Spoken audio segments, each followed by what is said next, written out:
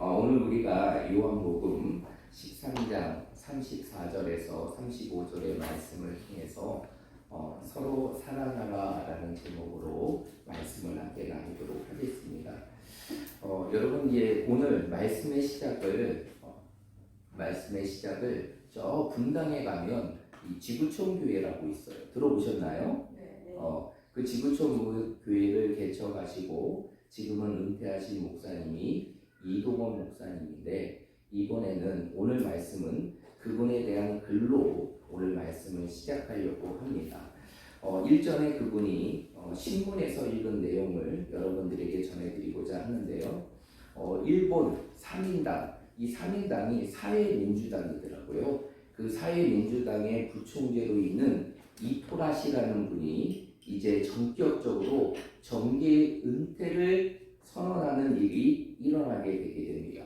그런데 그 이유가 무엇인가 이렇게 들여다봤더니 그 이유는 다른 것이 아니라 온몸이 마비되는 병든 아내를 간호하기 위해서 그는 더 이상 정치의 일을 그만두고 이제 정계를 떠나 가정의 품으로 돌아가겠다라고 하면서 은퇴를 선언하게 됩니다. 그런 가운데에서 이 일이 화제가 되게 되자 많은 기자들이 이 이토라 부총재에게 와서 인터뷰를 신청하게 됩니다. 그리고 인터뷰를 하는 가운데에서 한 기자가 그 이토라 부총재에게 이렇게 얘기합니다. 당신은 은퇴 후에 아내를 위해서 무엇을 하겠습니까? 라고 물었다고 해요. 그러자 그분은 이렇게 대답했다고 합니다. 나는 내 아내의 머리를 만져주고, 그리고 그 아내의 손톱을 깎아주고, 그 아내에게 크림을 발라주고, 내 아내에게 음악을 틀어줄 것입니다 라고 대답을 했다고 합니다. 그러면서 그 다음의 말이 우리에게 감동이 되는 말을 하게 되는데, 그러면서 그는 이렇게 얘기했다고 해요. 그것은 내 아내를 사랑하고 섬기는 일은 내가 지금까지 했던 나라를 위한 정치의 그 어떤 일보다 중요하기 때문입니다 라는 고백을 했다고 합니다. 여러분, 오늘 이 고백을 통해서 우리가 기억해야 될 것이 있어요. 그는 자신의 인생의 삶 속에 평생을 바쳤던 그 정계의 은퇴를 한 이유는 다른 것이 아니라 자신의 무엇을 지키기 위해서입니까? 가정을 지키기 위해서라는 것이죠. 여러분, 가정은 이 땅에 하나님의 나라를 세우는데 가장 중요한 공동체가 바로 가정입니다. 그래서 하나님은 가정을 통해 이 땅에 교회를 세우셨고, 하나님은 가정을 통해 이 나라와 열방을 세우셨다는 것이, 그래서 조금 과장되긴 하지만 이 땅의 가정이 어떻게 세워지느냐에 따라서 하나님의 나라가 결정된다고 해도 과언이 아닐 정도로 가정은 우리의 삶 속에 너무나 중요한 것이 바로 우리의 가정이라는 것입니다. 그러면 이러한 아름다운 가정, 우리의 인생의 삶의 가장 귀중한 선물과 같은 이 가정이 가정다운 모습을 갖추기 위해서 가장 필요한 것이 있다면 그것이 무엇일까요? 그것은 아마도 바로 사랑일 것입니다.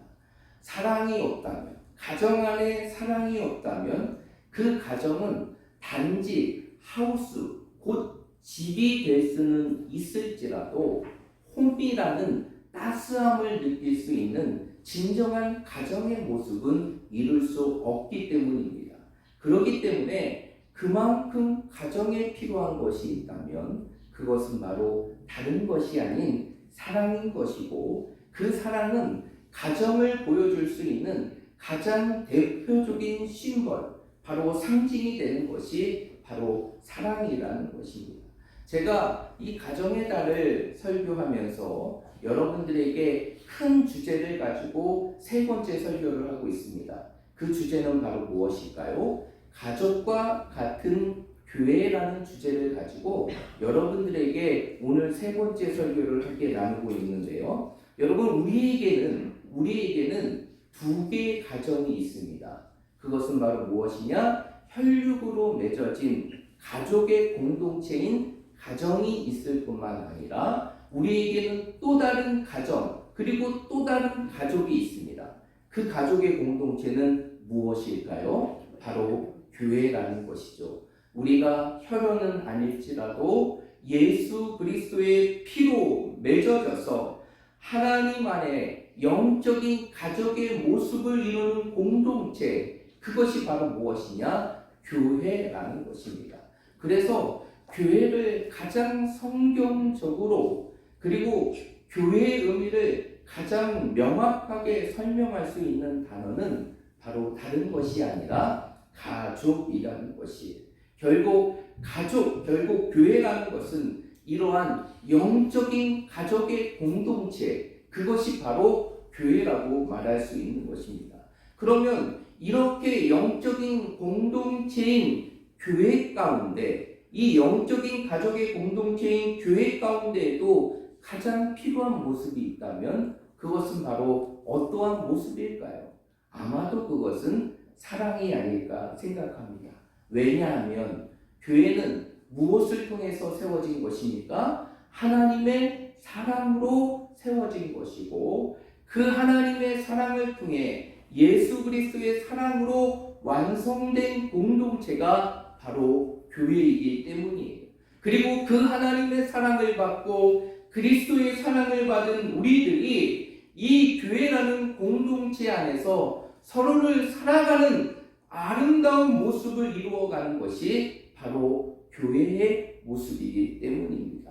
그래서 오늘 예수님께서는 이러한 영적인 가족의 공동체로 이 땅의 삶을 살아가는 우리들의 삶 속에서 아주 중요한 말씀을 우리에게 가르쳐 주시는데, 그것이 바로 오늘 본문의 말씀이에요. 오늘 본문의 말씀에 보면 예수님께서는 제자들에게 뭐라고 말씀하십니까? 새 계명을 너희에게 주노니 서로 무엇하라? 사랑하라. 내가 너희를 서로 사랑한 것 같이 너희도 서로 사랑하라. 그리고 너희가 서로 사랑하면 이로써 모든 사람이 너희가 내 무엇인 줄 알리라? 제자인 줄 알리라 라고 얘기합니다.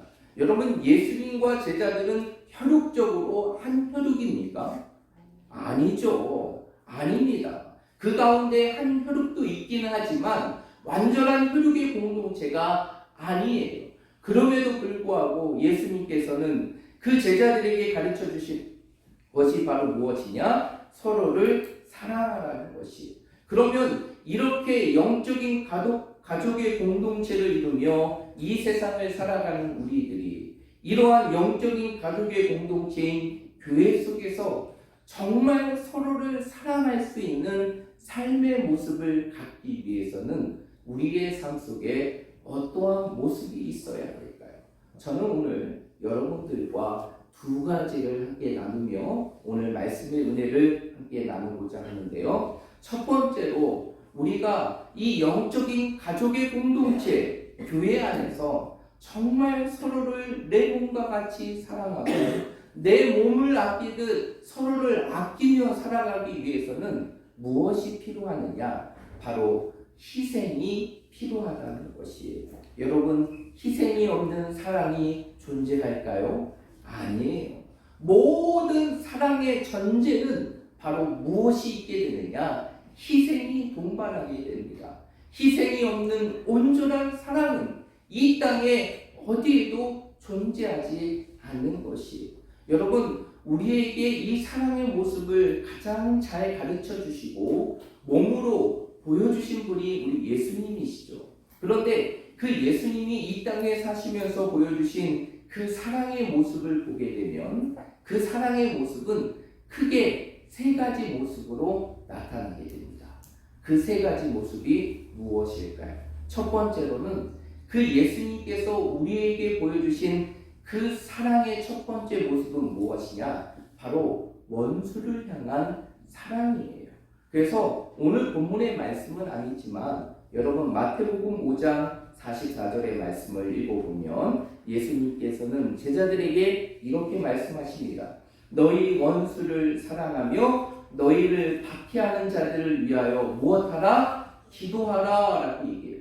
원수를 사랑하고 너희를 박해하는 자들을 위해서 뭐하라? 기도하라 라고 얘기해요. 여러분, 이러한 사랑의 모습을 말로뿐만이 아니라 자신의 삶으로 몸소 보이신 분이 우리 예수님이에요. 여러분, 우리가 지금은 우리 예수님과 누구보다도 친밀한 관계 속에서 이 땅의 삶을 살아가고 있지만 사실 하나님과 예수님과의 관계가 처음에는 이렇게 친밀한 관계였습니까? 아니었죠. 하나님 앞에는 우리는 원수와 같은 존재였고, 그리고 하나님 앞에 우리는 씻을 수 없는 죄인의 모습이었어요. 그럼에도 불구하고 하나님께서는 이 땅에 예수 그리스도를 통하여 진정한 그 사랑의 모습을 우리에게 보여주셨는데, 그 사랑이 바로 무엇이냐? 원수된 우리들을 사랑하신 것이. 그래서 로마서 5장 8절의 말씀에 보면 사도 바울은 이렇게 고백합니다. 로마서 5장 8절의 말씀에 보면 우리가 아직 죄인 되었을 때에 그리스도께서 우리의 죄를 위하여 십자가에 죽으심으로 하나님께서는 우리에 대한 자기의 사랑을 뭐 하셨느니라? 확증하셨느니라 라고 얘기해요. 여러분, 우리 원수와 같은 우리를 누구보다도 사랑하셨다는 그 사랑의 모습으로 우리에게 보여준 것이 바로 무엇입니까? 예수 그리스도의 희생의 사랑이라는 것이죠. 그래서 예수님께서는 자신의 모든 삶을 통하여서 우리에게 그 원수를 사랑하는 삶의 모습을 친히 우리를 향한 사랑의 모습으로 보여주셨다는 것이. 그리고 예수님이 보여주셨던 또 하나의 사랑이 있습니다. 그 사랑은 바로 어떠한 사랑이냐? 끝까지의 사랑이라는 것이. 여러분, 오늘 우리가 읽진 않았지만 13장 1절의 말씀을 보면 이렇게 예수님께서 끝까지 이 땅에 있는 자들을, 자기 사람들을 사랑하시는 모습을 성경의 말씀이 기록하고 있습니다. 우리 다 함께 눈을 떠서 우리 성경의 말씀을 보고 한번 읽어보도록 하겠습니다. 13장 1절입니다. 시작!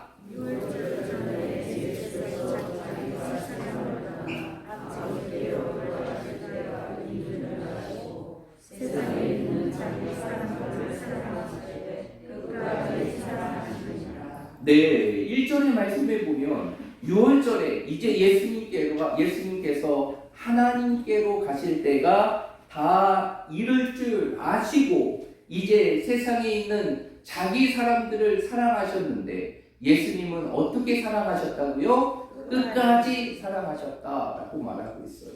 여러분, 이 예수님의 끝까지의 사랑은 중단된 사랑이나 끊겨진 사랑이 아니라 처음의 사랑이 계속적으로 지속되는 끊임없는 사랑의 모습을 보이셨다는 것이, 그 모습을 대표적으로 볼 수 있는 것이 바로 제자들을 향한 사랑이었다는 것이. 여러분, 13장의 말씀을 잘 읽어보면 예수님께서 제자들을 사랑하시는 그 가운데에서 장차 제자들이 자신에게 어떻게 하실 것인지를 예수님께서는 이미 다 알고 계셨어요.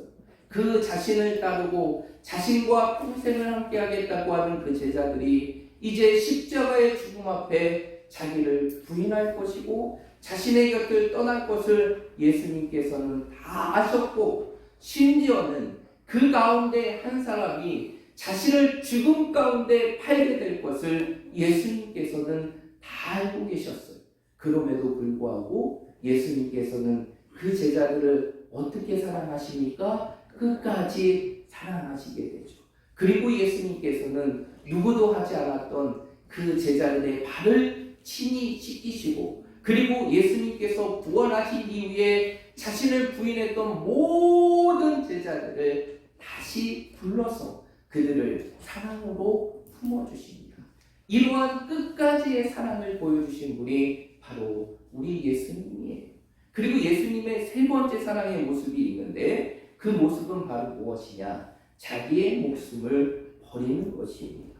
여러분 요한복음 15장 13절의 말씀에 보면 이렇게 기록되고 있습니다. 예수님께서는 사람이 친구를 위하여 자기의 목숨을 버리면 이보다 더 큰 사랑이 없느니라 라고 말씀하세요.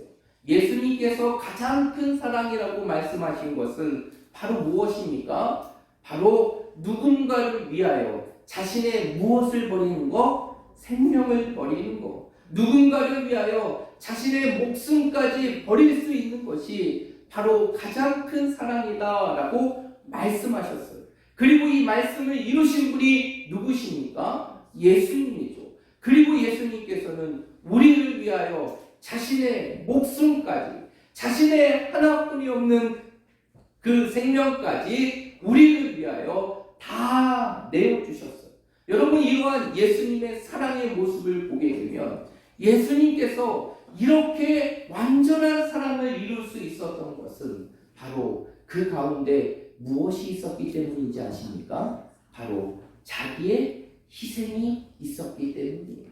자기의 희생이 있었기 때문에 원수와 같은 우리를 사랑해 주셨고, 자신의 희생이 있었기 때문에 자신을 부인하고 배반하고 자신을 죽음 가운데 내어질 모든 제자들까지도 다 사랑하신 것이고, 예수님께서 자기의 희생이 있었기 때문에 결국 우리를 위하여 자신의 목숨까지도 다 버리시는 진정한 사랑의 모습을 보여주셨다는 것이, 그러면 우리가 예수님처럼 사랑하며 살아가기 위해서는 결국 우리의 사랑 속에서도 무엇이 있어야 될까요? 자신의 희생이 있어야 된다는 것이, 우리 자신을 하나님 앞에 내려놓는 희생의 삶이 없다면 우리의 삶 속에서 진정한 사랑의 모습은 꽃피우기가 어려운 것입니다. 여러분, 제가 목회를 하면 할수록 정말 어렵다고 느껴지는 게 있어요. 정말 목회를 하면 할수록, 그리고 성도들을 대하면 대할수록 정말 이것은 어렵다. 그런데 꼭 해야 되지만 정말 어려운 것이 있어요. 그 어려운 것이 무엇일까요? 말씀을 전하는 것일까요? 아니면 기도하는 것일까요? 아니면 여러분들 위해서 무엇인가를 해주는 것일까요? 아니에요. 내 인생의 삶 속에 이 목회자의 길을 걸어가면서 정말 힘든 것은 정말로 다짐을 하고 또 다짐을 해도 내 마음과 뜻대로 그 다짐한 결과대로 이루어지지 않는 것이 있다면 그것이 바로 사랑이라는 것이, 여러분, 우리가 서로 사랑한다라고 고백합니다. 그리고 우리가 사랑하며 이 공동체를 이루어가고 있어요. 그런데 중요한 것은 무엇이냐면 나에게 잘해주는 사람, 그리고 나와 마음이 맞는 사람, 그리고 내 뜻을 들어주고 협력하는 사람들을 사랑하는 것은 쉬웁니까? 어려웁니까? 쉬워요. 아주 쉬워요. 그러나 중요한 것은 무엇이냐면 우리의 사랑은 거기에 머무는 사랑이 아니라는 것이, 진정한 사랑은 나와 맞기 때문에 그 사람을 사랑하고 나에게 무엇인가를 해주고 잘해주기 때문에 그 사람을 사랑하는 것이 아니라, 때로는 내 인생의 삶 속에 나와 다른 마음을 품는 자가 할지라도, 그리고 나와 어긋난 관계에 있다 할지라도, 때로는 나와 갈등의 관계까지 있는 사람이라 할지라도 그 사람까지도 사랑해야 되는 것이 사랑이기 때문에 사랑하는 게 정말 어려워요. 그런데 있잖아요, 이러한 사랑의 부분들을 우리의 삶 속에서 조금 더 쉽게 할 수 있는 방법이 있어요. 그게 바로 무엇입니까? 내 자신을 희생하는 것이에요. 왜 사랑하지 못할까? 왜 우리는 지식적으로 너무나 잘 알고 있는데 왜 사랑하지 못할까라고 생각해 보면 사실 그 정답은 딱 한 가지입니다. 내 자신에 대한 부분들을 내가 내려놓지 못하기 때문에, 내 자신을 더 다른 사람보다 더 사랑하기 때문에, 그 모든 것들을 품으려고 하지 않기 때문에 사랑하기가 어려운 것이, 그러나 그 모습을 내려놓는다면 우리도 주님과 같은 그 사랑의 모습을 이 땅에서 조금씩 이루어갈 수 있다는 것이에요. 그러기에 진정한 사랑은 결국 어디서 오는 것이냐? 내 자신을 뭐하는데? 희생하는 데서부터 오는 것이, 내 자신을 희생하지 않고 그 진정한 사랑의 모습을 이루어갈 수가 없는 것입니다. 그래서 사랑의 사도라고 불리는 그 사도 요한은 요한일서 3장 18절의 말씀에 보면 오늘 이 시대를 살아가는 우리들에게 이렇게 얘기합니다. 자녀들아, 우리가 말과 혀로만 사랑하지 말고 행함과 무엇으로? 진실함으로 사랑하자. 여러분, 우리가 입술로만의 사랑을 외치는 것이 아니라 정말 우리의 행함이 있는 사랑, 정말 진실한 사랑의 모습을 이루기 위해서는 우리의 삶 속에 무엇이 있을까요? 내 자신을 희생하는 결단의 부분들이 있어야 하는 것이, 내 자신을 희생할 때 우리는 진정한 그 주님의 사랑과 같은 사랑을 이 땅에 이루어갈 수 있고 그 사랑의 공동체로 이 땅의 삶을 살아갈 수 있는 것입니다. 그러므로 우리 사랑하는 모든 성도들이 어렵고 힘든 것이지만, 정말 내 인생의 삶에 불편한 것이지만 내 자신을 온전히 희생할 수 있는 마음을 통하여서 주님께서 원수를 사랑하신 것 같이, 그리고 모든 자기의 사람을 끝까지 사랑하신 것 같이, 그리고 그들을 사랑하셔서 자신의 모든 생명까지 던지신 것 같이 우리도 그러한 사랑의 모습을 따라감을 통하여서 우리 학성교회가 지금보다 더 아름다운 사랑의 공동체로 이 땅의 삶을 살아갈 수 있는 우리 모든 성도들이 되시기를 말씀으로 축복드립니다. 두 번째로, 우리가 정말 주님과 같이 사랑하기 위해서는 우리의 삶 속에 또 한 가지가 있어야 돼요. 그것이 바로 무엇일까요? 그것은 바로 희생과 함께 또 한 가지가 있어야 되는데, 그것은 바로 섬김이라는 것입니다. 여러분, 사랑이라는 것을 드러낼 수 있는 또 하나의 모습이 있다면 그게 바로 무엇일까요? 아마도 그것은 섬김이라는 것일 거예요. 그렇기 때문에 결국 사랑한다면 우리는 다른 사람들을 뭐하며 살아가야 되는 것입니까? 섬기며 살아가는 것이, 섬기는 자들은 진정한 그 사랑을 이루며 살아갈 수 있기 때문이에요. 그런데 우리의 삶 속에 진정한 섬김의 모습을 보여주신 분이 계시죠. 자신의 삶을 통하여 섬김이 무엇인지를 우리에게 가르쳐 주신 분이 계세요. 그분이 바로 누구십니까? 우리 예수님이시죠. 여러분, 예수님의 공생의 사역을 살펴보십시오. 예수님께서는 이 땅의 공생의 사역을 이루어 가시는 가운데 이 땅에 힘이 있고 권력 있는 자들의 편에서 자신을 위하는 자들만 사랑하지 않으셨어요. 예수님께서는 가장 힘이 없고 그리고 가장 세상 속에 연약한 고아와 과부와 병자들과 함께 하셨고, 이 땅에서 세상의 사람들로부터 소외된 세리와 죄인의 친구가 되어주심을 통하여 그 섬김을 통하여 사랑의 모습을 이루셨다는 것이에요. 그러면서 오늘 13장의 말씀에 보면 예수님께서 그 사랑의 모습으로 제자들의 무엇을 시키십니까? 발을 시키시죠. 여러분, 우리가 이미 들어서 잘 알지만 발을 시킨다는 것은 그냥 아무나 할 수 있는 것이 아니에요. 아무나 할 수 있는 것이 아닙니다. 그 당시와 같이 이러한 유대적인 사회와 계급이 있는 그런 관계 속에서는 이러한 발을 시킨다는 것은 아무나 할 수 있는 것이 아니에요. 이 발을 시킨다는 것은 그 종들 중에서도 가장 하찮은 자들이, 가장 낮은 종의 자들이 그 주인의 발을 시키는 것이 그 당시에 발을 시키는 것이었어요. 그런데 예수님은 제자들의 어떠한 분이셨습니까? 스승이었어요. 그리고 그들의 삶에 주셨습니다. 그럼에도 불구하고 예수님께서는 그 스승의 타이틀을 내려놓으시고 종의 자리로 내려가셔서 그 제자들의 발을 시키며 그 섬김을 통해 제자들에게 무엇을 가르쳐 주셨습니까? 사랑을 가르쳐 주셨다는 것이. 여러분, 그러면 우리가 정말 그러한 섬김을 통해 사랑의 모습을 드러내기 위해서는 우리의 삶 속에 무엇이 있어야 될까요? 바로 예수님과 같이 뭐 해야 됩니까? 낮아져야 돼요.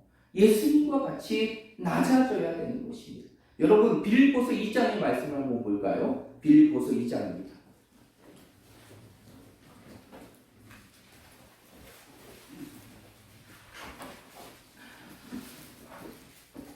빌립보서 2장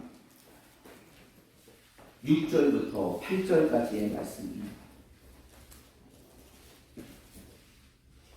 6절부터 8절까지의 말씀 우리 한번 읽어볼까요? 시작! 하나님의 본체시나 하나님과 동등을 취할 것으로 여기지 아니하시고 오히려 자기들로 종의 형체를 가지사 사람과 같이 계셨고 사람의 모양으로 나타나사 자기를 낮추시고 죽기까지 복종하셨으니 곧 십자가에 죽으시리라. 아멘. 오늘 이 말씀을 보면 예수님의 낮아지심을 설명해 주는 것이, 예수님은 근본 누구와 동등하신 분이십니까? 하나님과 동등하신 분이에요. 그럼에도 불구하고 하나님과 동등해야 될 그 분이 모든 것들을 다 내려놓고 이 땅에 무엇의 형체로 오셨습니까? 종의 형체로 오셨죠. 그리고 마지막에는 이 땅에 종의 형체로 오신 예수님께서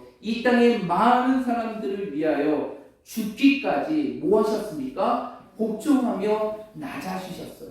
그러면서 사도 바울은 이러한 예수님의 낮아지심을 보면서 가르쳐 주면서 빌립보 교회 성도들과 오늘 이 시대를 살아가는 우리들에게 뭐라고 얘기하느냐? 5절의 말씀에 보면 너희 안에 이 마음을 품으라. 곧 그리스도 누구의 마음이니? 예수의 마음이니 라고 얘기해요.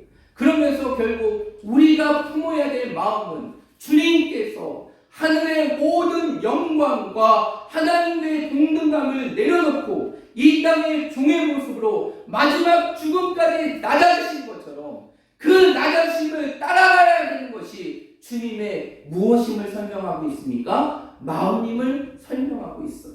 그러면서 3절의 말씀에 보면 사도 바울이 이렇게 얘기합니다. 3절의 말씀 우리 한번 읽어봅니다. 빌립보서 2장 3절입니다. 시작!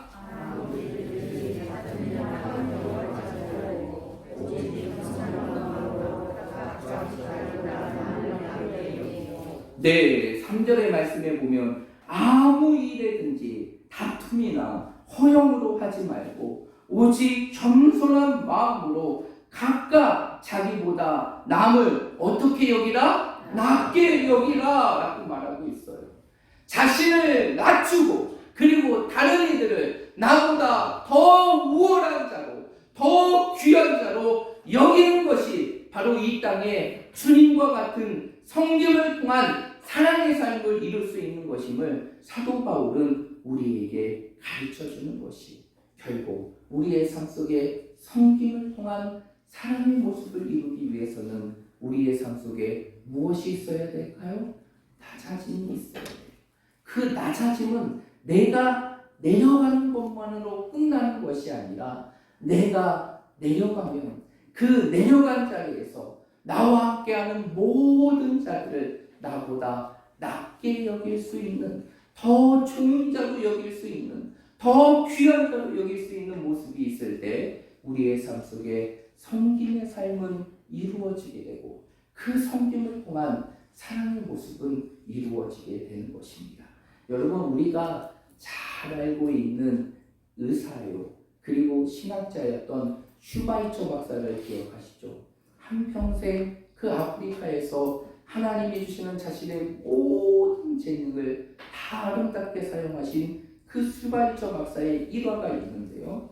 이 슈바이처 박사가 시카고를 방문한 적이 있다고 합니다.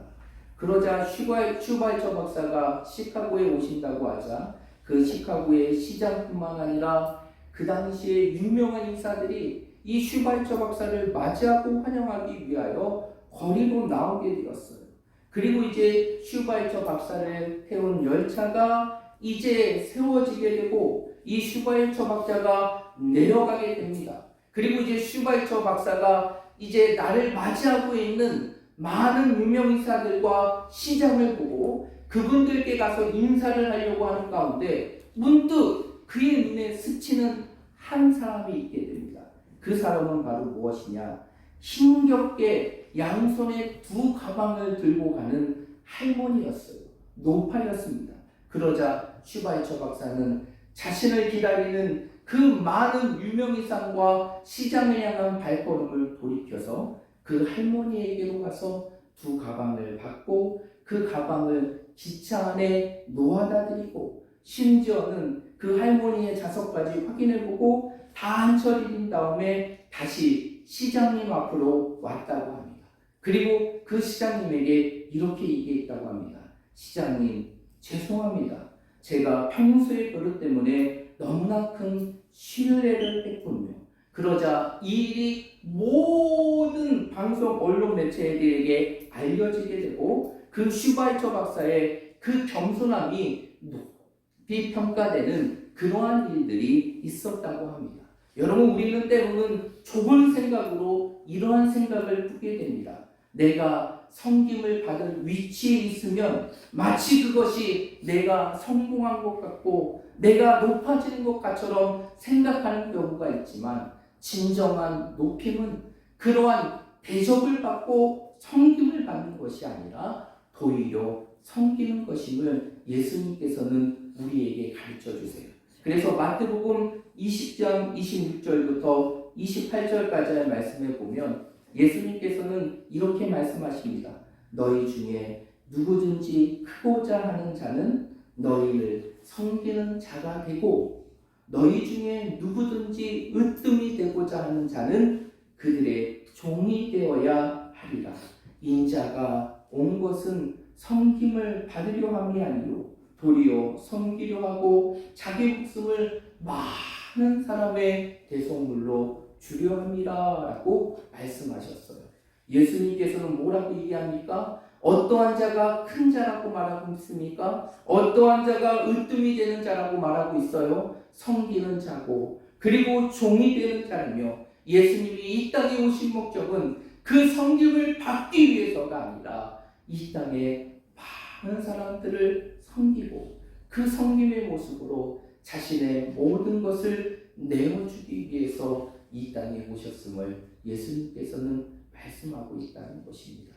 결국 진정한 섬김은 어디서부터 오는 것입니까? 낮아짐에서부터 오는 것이 내 삶 속에서 섬기고자 하는데 그 섬김의 뜻이 때때로 이루어지지 않습니까? 그 이유는 내가 더 낮아지지 못해서예요. 내가 더 다른 이들을 더 낮게 여기는 존귀함이 없기 때문입니다. 우리의 삶 속에 이러한 모습이 회복될 때 진정한 섬김의 모습은 이루어지게 되고 그 섬김을 통해서 우리는 주님이 보여주신 사랑의 모습으로 서로를 사랑할 수 있는 공동체의 모습이 될 수 있는 것입니다.